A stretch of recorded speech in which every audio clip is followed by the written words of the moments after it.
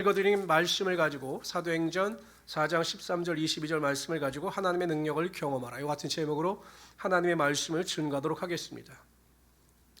제가 하나님께서 사역을 하고 있을 때 개척하라 그런 명령을 받고서도 제가 좀 개척을 주저했습니다.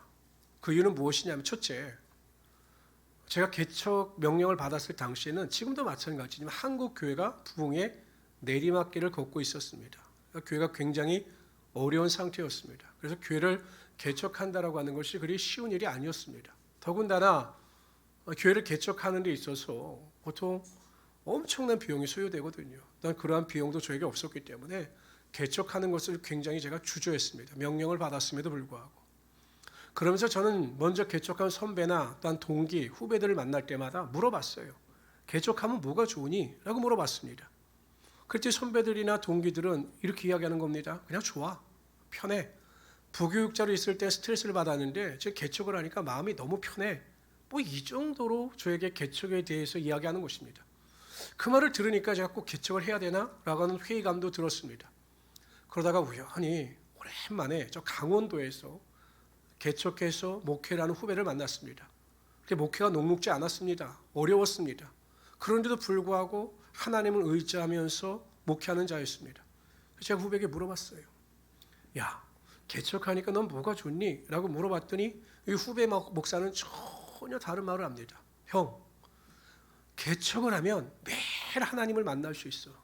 하나님을 가까이 할 수 있어. 하나님의 능력을 경험할 수 있어. 개척해봐. 이런 말을 저에게 하는 겁니다. 아니, 내가 보기에는 자기도 어려운데, 너무 어려운데 어떻게 나에게 그런 말을 할까? 그렇지만 제가 그 말을 듣고 도전을 받았습니다. 제일 도전을 받았던 것이 매일 하나님을 가까이 할 수 있다, 하나님의 능력을 경험할 수 있다라는 것이었습니다. 그러면서 그가 자세히 이야기합니다. 형, 월세를 내야 되는데 내가 월세 달이, 그 월세는 내는 날이 한 달에 한 번씩 그렇게 빨리 오는지 몰라. 내가 그럴 때마다 하나님 앞에 얼마나 그것을 위해서 기도하는지, 하나님께 간구하는지 몰라. 그럼 하나님은 정확하게 때에 맞춰서 나에게 필요를 채워주셔. 그래서 내가 하나님을 가까이 하고 하나님을 경험할 수밖에 없었어라고 또 간증을 하는 겁니다. 제가 그 말을 듣고 용기를 내서 개척을 했습니다. 한 3개월 동안 그냥 쉬면서 또 회복하고 또 새벽 예배를 통해서 하나님의 능력을 경험하면서 제가 하나님 앞에 개척의 문을 열어달라고 기도했습니다. 하나님의 능력을 경험할 수 있게 해달라고 기도했습니다. 놀라운 일이 벌어집니다. 하나님께서 모든 것을 예비하시고 하나님의 능력이 제 삶 가운데 임하게 하여 주신 것입니다. 모든 물질도 예비하여 주시고 또한 장소도 예비하여 주셨던 것입니다. 그래서 제가 개척을 하고 또한 예배를 드리면서 또한 지금까지 이렇게 지내올 수가 있었던 거죠. 제가 이 성전을 얻을 때는 많은 사람들이 저에게 이야기했어요. 아니, 비용도 많이 들어가는데 지금 비용도 하나도 없다고 하는데 어떻게 성전을 그렇게 매입하려고 하느냐. 저는 그때 자신이 있었습니다. 왜냐하면 하나님을 경험했고 하나님께서 하신다라고 하는 일을 수없이 반복해서 경험했기 때문에 저는 이 교회를 얻는 일에 대해서 전혀 주저하지 않았습니다. 힘들지 않습니다. 하나님께서 하실 것입니다라고 만나는 분들에게 그렇게 말씀을 드렸습니다. 그리고 하나님께서는 또 저에게 하나님의 능력을 경험할 수 있도록 이 성전, 이곳을 예비하여 주셨던 것입니다. 성도 여러분, 기독교 신앙은 지식적인 알에서 그치는 종교가 아닙니다. 하나님을 단지 아는 것, 성경을 통해서 아는 것만으로 만족하는 종교가 아닙니다. 성경에서 말씀하시는 하나님을 매일 우리의 삶 가운데 경험해야 하는 것입니다. 하나님을 경험해야 확신이 들고 하나님을 경험해야 믿음으로 우리가 승리하며 살아갈 수 있게 되는 것입니다. 왜 우리가 성도다운 삶을 살지 못합니까? 전지전능하신 하나님을 경험하지 못하기 때문입니다. 오늘 본문에 보면 이 베드로가 대제사장들과 관리들과 장로들과 서기관들 앞에서 자신 있게 예수 그리스도와 그 복음에 대해서 선포합니다. 예수 그리스도를 전하지 말라라고 해도 주저하지 않아요. 우리는 보고 들은 것을 전하지 아니할 수 없다. 우리 그들 앞에서 당당합니다. 그런데 여러분, 예수님께서 십자가에 달려 돌아가실 때 베드로의 모습을 상상해 보십시오. 우리가 생각해 보십시오. 얼마나 겁이 많았습니까? 계집종이 저 사람도 예수께 속한 사람이다라고 이야기할 때 나는 모른다고 손사래를 치면서 예수님을 저주까지 했습니다. 그렇게 겁이 많던 베드로가 지금 완전히 바뀌었습니다. 자신의 생명을 앗아갈 수도 있는 상황 속에서도 담대히 선포합니다. 그 이유가 어디에 있었느냐? 오순절날 마가의 다락방에 성령의 능력이 임한 이후에 베드로는 하나님의 능력을 경험했기 때문입니다. 여러분 보세요. 베드로가 나가서 설교할 때 3,000명, 나중에는요 5,000명인데 어떤 5,000명이냐? 남자만 5,000명이에요. 여자와 아이들까지 합치면 그냥 2만 명이나 되는 사람들이 회개하여 돌이키는 하나님의 능력을 맛보았습니다. 야, 대단하지 않았을까요? 설교할 때 여러분 그 자리에서 예루살렘 인구가 얼마나 될까요? 그 당시에 2만 명이나 되는 사람들이 예수께로 돌아오는 것을 목격하는 것입니다. 야, 하나님께서 하시는구나, 하나님의 능력으로 하시는구나, 그걸 경험한 것입니다. 뿐만 아니라 성전 미문에 앉아있는 날 때부터 걷지 못하는 자에게 은과 금은 내게 없거냐, 내게 있는 곳으로 내게 주노니 곧 주 나사렛 예수의 이름으로 걸으라 라고 선포했을 때 그 날 때부터 걷지 못한 자가 일어나서 뛰는 하나님의 능력을 경험하게 되었던 것입니다. 이렇게 하나님의 능력을 경험하니까 자신감이 있는 거죠. 아무리 환경이 어렵다 할지라도 하나님이 하신다, 하나님이 능력을 베푸신다 라고 하는 자신감이 있었기 때문에 베드로가 사두개인들과 바리새인들과 제사장들과 종교 지도자들 앞에서 당당할 수가 있었던 것입니다.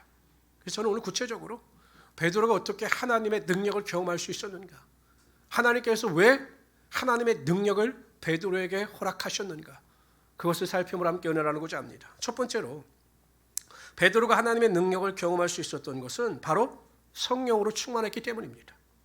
베드로의 삶을 딱 나눠보면 이 전환점이 되는 시기가 있는데 그게 바로 오순절날 마가의 다락방에 임한 성령의 사건입니다.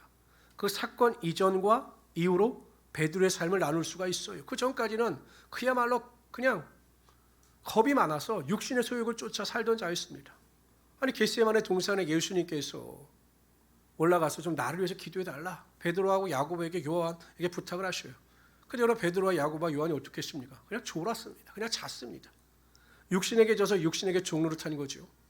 그런데 여러분 오순절날 마가의 다락방의 성령의 능력을 체험한 이후에 완전히 베드로는 믿음의 사람으로 변화가 된 것입니다. 베드로가 루다에 있는 성도들을 보기 위해 내려갔어요. 루다로. 근데 루다에 애니아라고 하는 사람이 있었습니다. 헬라 이름으로 찬양하다라고 하는 의문인 것으로 볼 때 헬라파 기독교인이었던 것으로 보여요. 근데 문제는 8년 동안 중풍병으로 인하여 누워있던 자였습니다. 8년. 자그마치 8년을 걷지도 못하고 중풍병으로 인해서 그냥 누워있던 자예요. 그래서 성도였기 때문에 믿음은 있었던 것으로 보입니다. 베드로가 그 애니아라고 하는 사람을 보고 뭐라고 선포합니까? 8년 동안 누워있던 자예요. 이렇게 이야기합니다. 예수께서 너를 낫게 하시리니 일어나 내 자리를 정돈하라. 믿음을 가지고 선포합니다. 그랬더니 여러분 8년 동안 중풍병을 앓던 애니아가 그 자리에서 일어나는 하나님의 능력이 나타나게 되었던 것입니다. 성령 충만하여 하나님께서 하실 것을 믿고 선포할 때 그 믿음대로 되는 역사가 나타나게 되었던 것입니다. 그뿐이 아닙니다. 욥바에서는 다비다라고 하는 사도가 죽어요. 근데 이 다비다라고 하는 여인이 얼마나 선행을 베풀었는지 욥바에 있는 성도들이 슬퍼하여 베드로에게 사람을 보냅니다. 저는 욥바에 있는 성도들도 믿음이 대단하다고 봐요. 아니 사람이 죽었으면 끝 아닙니까? 그런데 베드로가 오면 이 여인을 살릴 수 있다라고 하는 믿음을 가지고 베드로를 초청합니다. 욥바에 있는 베드로를. 베드로가 옵니다. 베드로가 이 욥바로 옵니다. 그리고 그 시신이 다락방에 있었는데 그 다락방으로 올라가서 사람들을 다 내려보내요. 그리고 문을 잠습니다.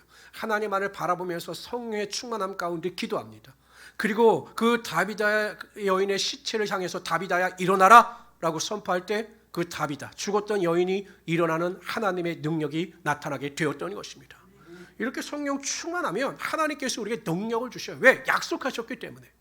스가랴 4장 6절에 보면 이는 힘으로 되지 아니하고 능으로 되지 아니하며 오직 나의 신으로 되느니라. 사도행전 1장 8절에 보면 오직 성령이 너에게 임하시면 너희가 권능을 받고 예루살렘과 온 유대와 사마리아와 땅끝까지 이뤄내 증인이 되리라 하시니라. 성령 충만하면 우리에게 하나님을 경험할 수 있는 믿음을 주시고 하나님을 경험할 수 있는 능력이 반드시 우리 삶 가운데 임하게 하여 주시는 것입니다. 한번 구체적으로 살펴봅시다. 하나님께서 성령 충만한 자들에게 어떠한 은혜를 주시는지 우리 성경을 통해서 한번 구체적으로 살펴보도록 하겠습니다. 하나님께서는 성령 충만한 자들에게 세상을 이길 수 있는 지혜를 허락하여 주십니다. 뭐라고요? 지혜를 허락하여 주셔요.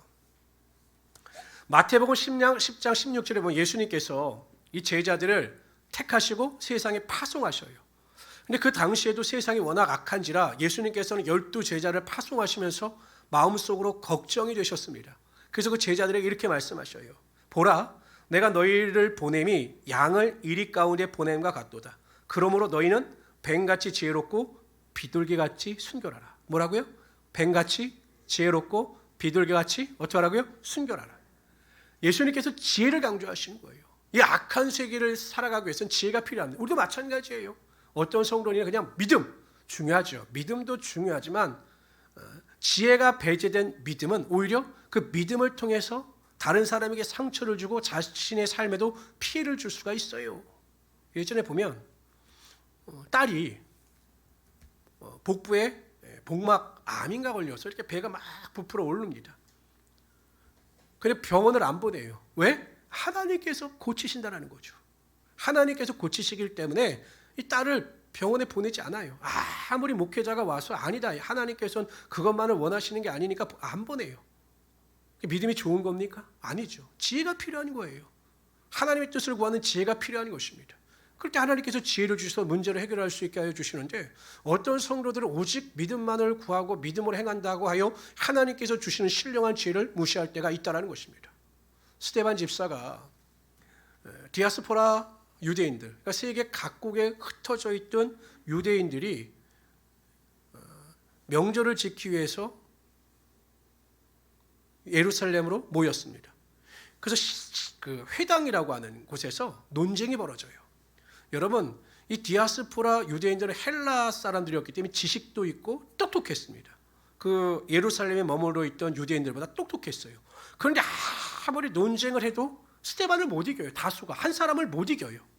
그 이유에 대해서 성경은 이렇게 말씀하십니다. 다 같이 읽어봅시다. 시작. 스데반이 지혜와 성령으로 말함을 그들이 능히 당하지 못하여. 성령 충만의 능력을 하나님께서 스데반에게 통하였고 또한 지혜를 주시니까 세상의 지혜로 그들을 물리칠 수가 없었던 것입니다. 성령 충만을 받게 되면 세상을 보는 눈, 이거를 영어로 통찰력이라고 합니다. 인사이트. 이 통찰력이 생겨요. 뿐만 아니라 가장 좋은 것, 선한 것을 분별하여 선택할 수 있는 하나님의 신령한 지혜가 부어지게 된다는 것입니다. 사업장을 잘 운영하는 지혜도 주어지게 되시고 직장 생활도 잘 운영할 수 있는 지혜도 허락하여 주신다는 거예요. 제가 가끔 그런 안타까운 이야기를 들어요. 믿지 않는 사람들한테 이야기를 들어요. 제가 목사님이라고 해서 이런 말을 좀 드리면 그런데, 아이고 우리 직장에 보면 교회 다니는 사람들이 있는데 눈치가 없어요. 눈치가 없어요. 눈치가. 제가 보기엔 눈치가 없는 게 아니라 지혜가 부족한 거죠. 지혜가. 여러분, 하나님께서 성령을 통해서 신령한 지혜를 주시면 모든 인간관계 가운데도 승리케 하여 주시고 좋은 것을 선택할 수 있는 은혜도 주시는 거예요. 그래서 바른 길을 걸어가게 하시며 은혜의 길을 반드시 걸어가게 하여 주시는 것입니다. 두 번째요. 성령 충만할 때 우리에게 하나님께서 특별한 능력을 주셔요. 일을 감당할 수 있는 능력을 주신다는 것입니다. 하나님께서 이스라엘 백성들에게 성막에 대한 계시를 주셨어요. 성막을 이렇게 만들라. 하나님께서는 충분히 성막을 만들어서 주실 수 있는 능력이 있으셨어요. 그러나 이스라엘 백성들과 함께 일하기를 원하셨기 때문에 성막에 대한 모형도를 보여주신 다음에 사람을 택하셔서 성막을 짓게 하셨습니다. 대표적인 인물이 부살렙과 오홀리압이에요. 그런데 하나님께서 그들에게 어떻게 성막을 짓게 하셨는가? 성경은 이렇게 말씀하셔요. 모세가 이스라엘 자손에게 이르되 볼지어다 여호와께서 유다 지파 훌의 손자여 우리의 아들인 부살렙을 지명하여 부르시고 하나님의 영을 그에게 충만하게 하여 지혜와 총명과 지식으로 여러 가지 일을 하게 하시되, 하나님의 영을 주신 거예요. 성령의 충만함을 통해서 성막을 잘 만들 수 있는 능력을 허락하여 주시는 것입니다. 성도 여러분, 우리가 이 세상을 살아갈 때 때로는 우리가 감당할 수 없는 일을 만날 때가 있어요. 그럴 때 하나님께서 성령 충만하여 하나님의 능력을 의지하여 기도하면 감당할 수 있는 능력을 우리에게 주심으로 그 일을 통해서 하나님의 영광이 반드시 나타나게 하여 주시는 것입니다. 세상 사람들은 내 능력에 맞는 일을 찾죠. 내 능력이 100이면 100의 일을 찾습니다. 근데 예수 믿는 사람들은 그렇게 해서는 안 돼요. 우리의 능력이 80입니다. 감당해야 될 일이 100입니다. 그럴 때 이 부족한 능력을 하나님께 기도하고 간구하면 하나님께서 우리에게 능력 20%를 채워주셔서 100%의 일을 감당할 수 있게 하여 주신다는 거죠. 근데 믿음이 없는 자들은 못한다, 안 된다, 부정적인 생각을 가지고 살아가니 하나님의 능력과 하나님의 기적이 나타나지 않는 것입니다. 성도 여러분 기억하십시오. 하나님은 구하는 자들에게 성령 충만을 통해서 이 세상에 감당할 수 있는 모든 능력과 권능을 반드시 허락하여 주실 것입니다. 그러한 하나님의 능력을 직장에서, 사업장에서, 가정에서 매일 경험하며 살아갈 수 있는 우리 성도들이 되시기를 주님의 이름으로 축원합니다. 셋째로요, 성령 충만할 때 하나님께서 우리에게 기도의 능력을 부어주십니다. 로마서 8장 26절 27절에 보면 이와 같이 성령도 우리의 연약함을 도우시나니 우리가 마땅히 기도할 바를 알지 못하나 오직 성령이 말할 수 없는 탄식으로 우리를 위하여 친히 간구하시느니라. 마음을 살피시는 이가 성령의 생각을 아시나니 이는 성령이 하나님의 뜻대로 성도를 위하여 간구하심이니라. 이렇게 말씀하셨습니다. 성령께서 우리의 연약함을 도우셔요. 어떻게? 우리가 마땅히 빌 바를 알지 못할 때, 우리가 어떻게 기도해야 될지 모를 때 성령께서 우리와 함께하여 주셔서 하나님의 뜻대로 기도하게 하여 주시고 그 기도를 통해서 기도 응답의 능력이 반드시 나타나게 하여 주신다는 것입니다. 그러니까 성령 충만한 성도들은 항상 기도할 때마다 하나님의 뜻을 쫓아 기도한다는 것이죠. 그러니까 성령 충만하지 않은 상태에서 기도하면 엉뚱한 결론을 내리게 되어 있는 거예요. 성령 충만한 상태에서 기도해야 하나님의 선하신 뜻을 분별하는데, 아니 성령 충만하지 않은 상태에서 기도하니까 우리가 하나님의 기도의 능력을 맛보지 못한다는 것입니다. 저는 우리 모든 성도님들이 항상 성령 충만하셔서 그 성령 충만한 가운데 기도의 능력을 맛보며 살아갈 수 있는 우리 성도들이 되시기를 주님의 이름으로 축원합니다. 그럼 우리가 어떻게 성령 충만한지 알 수 있는가? 제가 말씀드렸죠. 우리가 어떻게 성령 충만한지를 알 수 있는가? 항상 기뻐하라, 쉬지 말고 기도하라, 범사에 감사하라. 이런 신앙의 상태면 성령 충만한 겁니다. 이 중에 하나라도 빠지면 성령 충만하지 않은 거예요. 그럼 우리가 성령 충만을 위해서 어떻게 해야 하는가? 성령 충만을 받기 위해서 어떻게 해야 하는가? 다 같이 읽어봅시다. 누가복음 11장 13절입니다. 시작. 너희가 악할지라도 좋은 것을 자식에게 줄 줄 알거든 하물며 너희 천부께서 구하는 자에게 성령을 주시지 않겠느냐 하시니라. 그러니까 여러분 항상 기뻐할 때까지, 쉬지 않고 기도할 때까지, 범사에 감사할 때까지 우리가 기도하고 간구하여 성령의 충만함을 사모해야 한다는 것입니다. 그럴 때 우리가 성령 충만한 능력 가운데 하나님의 능력을 맛보며 살아갈 수 있게 되는 것입니다. 이러한 성령의 능력을 구할 수 있는 하나님의 귀한 성도들이 되시기를 주님의 이름으로 축원합니다. 두 번째로요, 베드로가 하나님의 놀라운 능력을 경험할 수 있었던 것은 바로 말씀으로 충만했기 때문입니다. 말씀으로. 우리 13절 다 같이 한번 읽어봅시다. 13절 있습니다. 시작. 그들이 베드로와 요한이 담대하게 말함을 보고 그들을 본래 학문 없는 범인으로 알았다가 이상히 여기며, 베드로와 요한이 담대히 말했다. 이 말은 막힘이 없이 말했다는 것입니다. 이 사람들이 이야기하죠. 너희가 누구 권세로 이 일을 행하느냐라고 묻습니다. 그래서 기가 죽어서 말을 못할 줄 알았더니 베드로가 이야기를 하는데, 예수 그리스도에 대해서 이야기하는데 시편 말씀, 구약의 말씀을 인용해가면서 거침없이 이야기하는 것입니다. 자신들도 몰랐던 거예요. 원고가 있습니까? 뭐가 있습니까? 베드로가 막 구약 성경을 줄줄이 외우면서 시편의 말씀을 외우면서 막 그리스도에 대해서 증거하니 이 사람들이 놀란 거예요. 저 갈릴리 북부에 무식한 어부인지 알았는데 너무 똑똑한 겁니다. 말씀에 정통한 자들입니다. 그래서 그들이 깜짝 놀란 것입니다. 때는 곰곰이 생각해 보십시오. 베드로는요, 예수님께 직접 수학한 자입니다. 예수님께서 그를 직접 가르치셨어요. 그렇기 때문에 말씀으로 충만한 자였고 말씀으로 능통한 자였던 것입니다. 성도 여러분, 우리가 말씀으로 충만하면 그 말씀의 능력을 힘입어서 우리가 순종하고 능력을 행함으로 하나님의 능력을 경험할 수가 있게 되는 것입니다. 그러니까 말씀으로 충만한 자들은 그 말씀을 통해서 하나님의 권세와 능력을 맛보게 되어 있다는 것입니다. 그런데 말씀으로 충만한 자들에게 나타나는 특징이 있어요. 그러니까 내가 말씀으로 충만한지 충만하지 아니한지를 알 수 있는 특징이 있어요. 첫째는 무엇이냐? 하나님의 말씀을 즐거워하여 하나님의 말씀을 쥐하러 묵상합니다. 말씀 충만한 자들은. 시편 1편 1절 3절에 보면 복이 있는 사람은 악인들의 꾀를 따르지 아니하며 죄인들의 길에 서지 아니하며 오만한 자들의 자리에 앉지 아니하고 오직 여호와의 율법을 즐거워하여 그 율법을 주야로 묵상하는 자도라. 저는 시냇가에 심기운 나무가 시절을 쫓아 열매를 맺으며 그 잎사귀가 마르지 아니하는 것 같으니 그 행사가 다 형통하리라. 이렇게 말씀하셨어요. 말씀으로 충만한 사람들은 지금 우리 말로 하면 매일 큐티하는 거예요. 큐티, 묵상한다. 하나님의 말씀을 되새긴다라는 것입니다. 시편 19편 9절 10절에 보면 재미있는 말씀을 하셔요. 잘 들어보세요. 여호와를 경외하는 도는 정결하여, 여호와를 경외하는 도가 말씀이에요. 말씀. 정결하여 영혼까지 이르고 여호와의 법도 진실하여 다 의로우니, 하나님의 말씀도 다 의로우니 금 곧 많은 순금보다 더 사모할 것이며 꿀과 송이꿀보다 달도다. 하나님의 말씀이 어떻다고요? 꿀과 송이꿀보다 달달하는 것이에요. 이러한 경험을 해보셨습니까? 하나님 말씀 읽을 때마다 야, 이게 정말 꿀과 송이꿀보다 달다, 이런 경험을 해보셨습니까? 우리가 보통 음식을 먹을 때 어떻게 합니까? 씹어서 음식을 씹은 다음에 음식을 삼킵니까? 아니면 음식을 집어넣자마자 삼킵니까? 만약 음식을 씹지 않으면 어떻게 될까요? 맛을 못 느껴요. 그러니까 음식을 자꾸 씹어서 저작 활동을 해야 음식을 맛을 느낄 수가 있어요. 그래서 여러분 이렇게 인터뷰 같은 데 보면 그 맛있는 녀석들이라고 하는 그 프로에 보면 그 친구들이 그 이야기예요. 음식을 씹어보면 전혀 다른 맛이 난다, 이런 말이에요. 음식을 씹어야 음식 맛을 알 수가 있어요.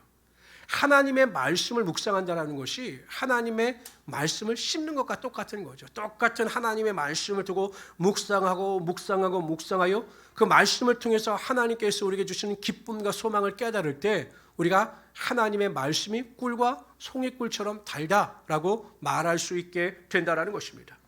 매일 큐티하셔야 됩니다. 저는 올해는 우리 성도님들이 성경 암송도 하셨으면 좋겠어요. 하나님의 말씀을 매일 가까이에서 그 말씀의 능력으로 우리 속사람이 변화될 수 있도록 하나님의 말씀을 가까이 할 수 있는 하나님의 귀한 성도들이 되시기를 주님의 이름으로 축원합니다. 하나님의 말씀 매일 읽잖아요. 제가 이게 목회를 해보니까 하나님의 말씀을 매일 가까이 하잖아요. 그래서 이제 이렇게 성령 안에서 살다 보면 하나님의 말씀을 가까이 하지 않는 자들을 만나면 벌써 대화가 틀려져요. 하나님의 말씀을 가까이 하지 않는 자들과 나눠보면 아, 저 사람은 육의 언어를 쓰는구나라는 걸 단번에 알아요. 그럼 그 사람들과 대화할 이유와 목적을 발견하지 못하는 거죠. 여러분, 세상 사람들과 잘 통하고 세상 사람들과 말이 통한다? 이거 문제가 있는 거예요. 두 번째, 말씀으로 충만한 자들은 하나님의 말씀에 절대적으로 순종하게 되어 있습니다.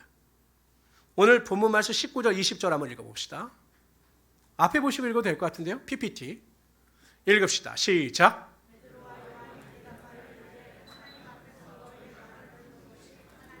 듣는 것보다 옳은가 판단하라. 우리는 보고 들은 것을 말하지 아니할 수 없다 하니.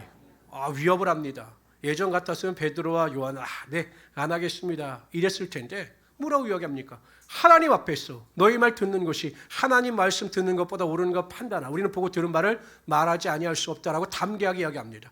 우리는 하나님의 명령에 순종할 뿐이지 세상 말에 너희들의 말에 순종하지 않는다라고 선포합니다. 죽일 수도 있어요. 그런데 어떻게 됩니까? 고침받은 사람들이 명백히 있잖아요. 그래서 두려워해서 사도들을 어찌하지 못하고 그들을 놓아줍니다. 하나님의 말씀에 순종했더니 하나님께서 그들에게 자유함을 허락하여 주셨던 것입니다.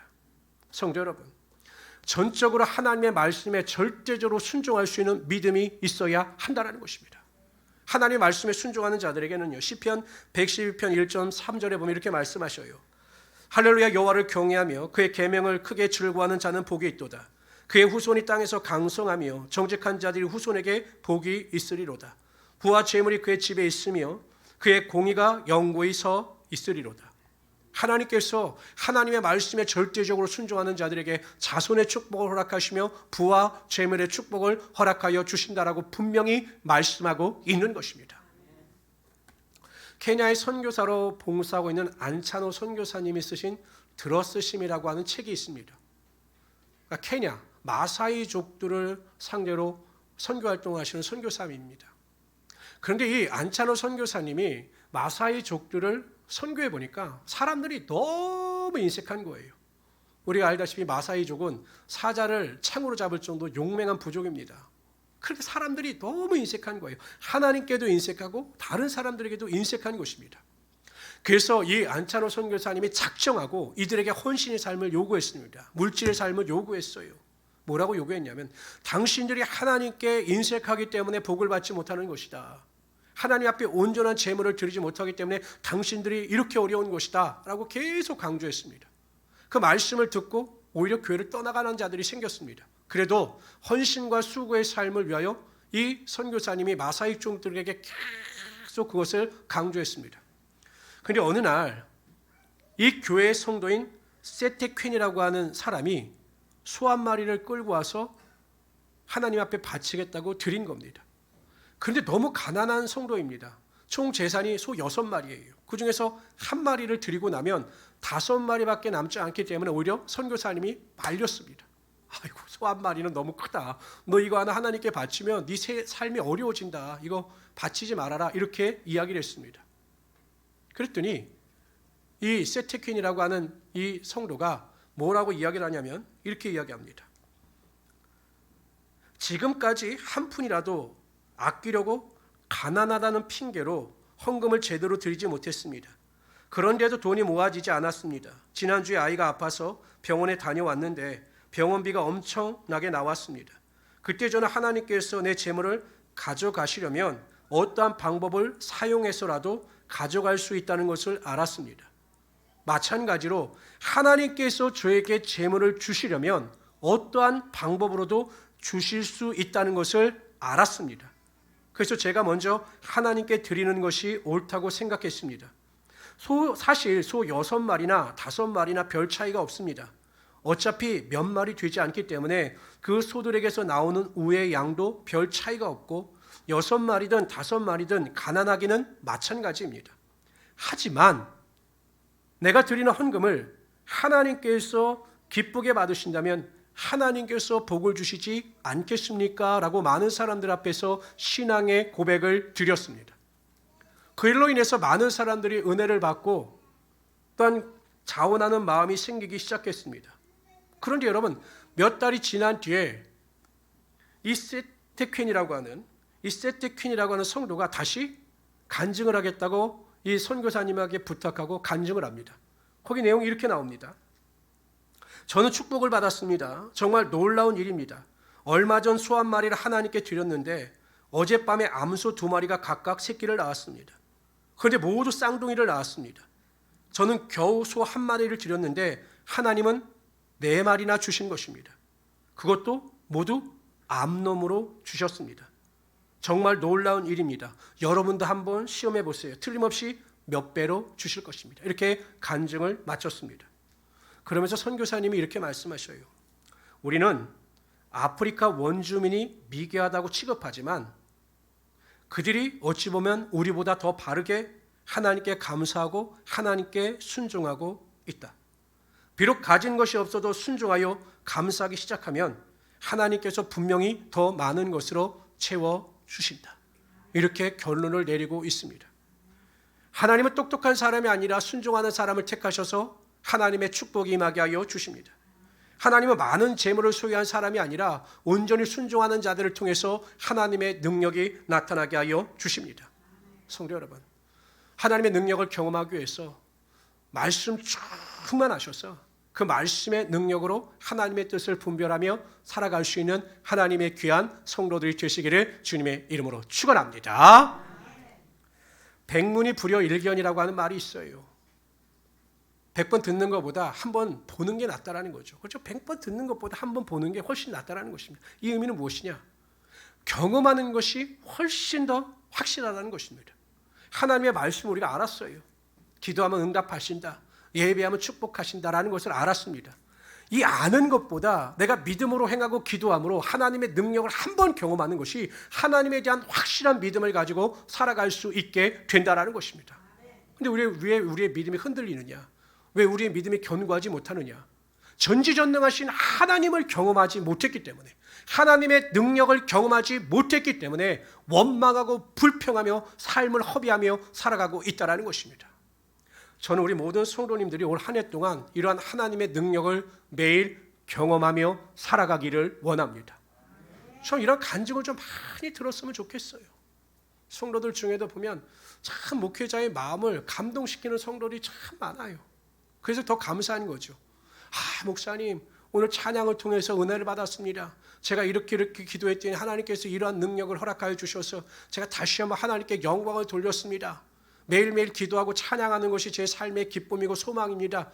이렇게 말씀하시는 성도들이 정말로 많아요. 근데 그 중에는 뭐 매일 힘들다, 이것 때문에 힘들다, 사람 때문에 힘들다, 매일 원망하고 불평하는 성도들이 있습니다. 하나님이 어떠한 사람을 통해서 역사하시겠느냐라는 것입니다. 하나님은 사람이나 환경이 아니라 하나님만을 바라보고 성령과 말씀 안에서 살아가는 자들에게 하나님의 능력을 허락하여 주시는 것입니다. 저는 우리 모든 성도님들이 올 한 해 동안 매일 기도하셔서 성령으로 충만하시고 매일 말씀을 읽고 묵상하고 큐티하셔서 말씀으로 충만하셔서 매일 매 순간 하나님의 능력을 경험하며 살아가시는 하나님의 귀한 성도들이 되시기를 주님의 이름으로 축원합니다. 기도합시다.